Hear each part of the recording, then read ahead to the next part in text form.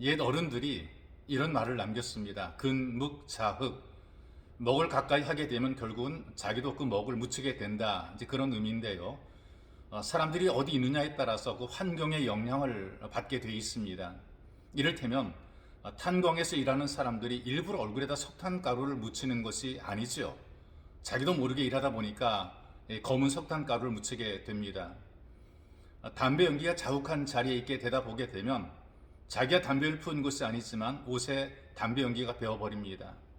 이처럼 불신앙의 자리에 있다 보게 되면 자기도 모르게 불신앙의 사람들이 되는 것입니다.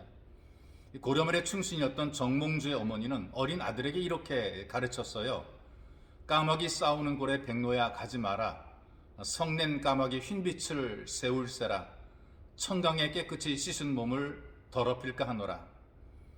사람이 있어야 될 자리에 있으면 복을 누리게 되지만 있으면 안 될 자리에 있게 되면 화를 당하기도 합니다. 더러운 자리에 있게 되면 자기도 더럽혀지게 됩니다. 험담하는 자리에 있게 되면 자기도 험담을 하게 되는 것이죠. 먹고 노는 자리에 있게 되다 보게 되면 자기도 따라서 먹고 놀게 되는 것입니다. 그런 의미에서 우리는 자주 은혜의 자리를 찾아야 됩니다.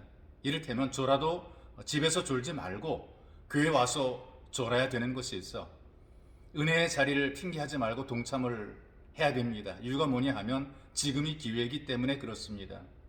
그래서 새해 금요일을 맞이하면서 우리에게 주시는 말씀을 다시 한번 새겨보기 원합니다. 고린도후서 6장 1절에서 2절까지 말씀 여러분들에게 소개해 올립니다.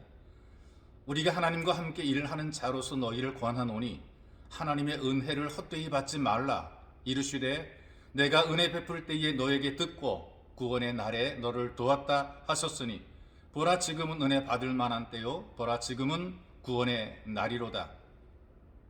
이 말씀을 들어보게 되면 지금 기회를 잡고 은혜 받을 준비가 돼야 된다, 이렇게 우리에게 알려주고 계시죠. 이렇게 은혜 받기 위해서는 기회의 자리에 내가 있어야 됩니다. 다른 사람을 대신 보내는 것이 아니라 바로 그 자리에 내가 있어야 되는 것이죠. 한 여집사님이 목사님을 찾아와서 기도 응답을 간증을 해요. 오랜 시간 동안 불신 남편을 위해서 금식하며 철하기도 했답니다. 남편이 요지부동이래요. 예수 믿자고 교회 가자고 하게 되면 돌아앉습니다. 완벽하게 벽처럼 느꼈다는 것이죠. 그런데 그렇게 답답하던 어느 날 나름대로 묘수를 찾아봅니다. 새벽 예배 때 남편의 구두를 신고 나온 것이죠. 이렇게 기도합니다. 하나님, 이 구두가 먼저 나왔습니다. 이 구두의 임자도 따라 나오게 해주옵소서. 그리고 신발의 주인이 나오게 해달라고 간절히 기도를 하고, 어떤 때는 남편의 옷을 입고 나와서 이 옷의 주인이 여기에 앉아 있을 수 있도록 해달라고 간절히 기도합니다. 그러다가 응답을 얻게 되었다는 것이죠. 여러분, 은혜의 자리가 기회입니다. 은혜의 자리에 신발이라도 나오고 옷이라도 나와야 은혜를 누리게 되는 것이죠. 이 말씀을 듣는 여러분들의 자리는 은혜 받을 만한 자리입니다. 이 은혜의 자리에서 하나님께서 여러분에게 향하신 하나님 말씀을 듣고 여러분들도 하나님의 사랑과 은혜를 누리는, 기도한 것이 응답되는 이 귀한 체험들이 있기를 간절히 축복합니다. 무엇보다 기회의 자리를 찾아가야 됩니다. 그 기회의 자리가 기도의 자리입니다. 말씀을 듣는 자리입니다. 그리고 찬양 드리는 자리입니다. 우리가 은혜를 받으려면 하나님과 좀 소통이 돼야 되죠. 이 소통하는 것을 우리는 기도라고 합니다. 근데 이 은혜를 아는 사람들은 언제 기회가 주어질지 몰라서 늘 주님의 이름을 불러봅니다. 예배의 자리에 나와서 말씀을 들으면서 찬양을 하면서 주님의 이름을 불러봅니다. 사랑의 하나님, 전능하신 하나님, 좋으신 하나님, 말은 짧지만 그 안에 담긴 간절함은 늘 충만한 것이죠.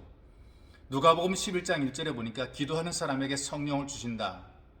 또 마태복음 7장 11절에 보니까 기도하는 사람에게 좋은 것을 주신다라고 말씀을 하고 있어요. 근데 우리들이 세상 일에 바빠서 충분히 많은 시간을 기도하지 않기 때문에 은혜가 막히기도 하고 또 주신 것도 누리지 못하게 됩니다. 그러나 기도함을 통해서 우리에게 주어진 것을 누리게 되어 있습니다. 여러분, 새해에는 여러분들이 진심으로 찐으로 간절함으로 하나님의 이름을 부르면서 기도해 보시기를 간절히 소망합니다. 사도행전 4장 31절의 말씀 보니까 이런 말씀이 기록이 되어 있어요. 빌기를 다함에 모인 곳이 진동하더니 무리가 다 성령에 충만하여 담대히 하나님 말씀을 전하니라.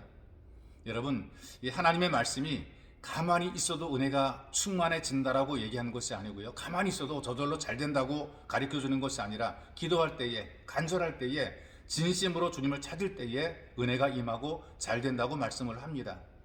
여러분들이 주님을 간절히 찾아서 간절한 만큼 하나님의 은혜를 누리고 하나님을 만나는 복 있는 새해가 되시기를, 그래서 귀하게 쓰임 받으시기를 주님의 이름으로 축복합니다.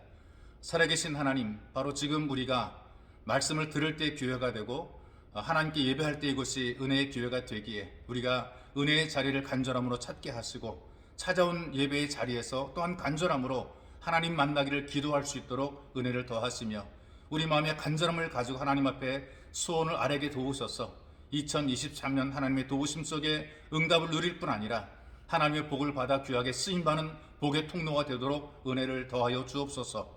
보배로 오신 예수님의 이름으로 기도하옵나이다. 아멘.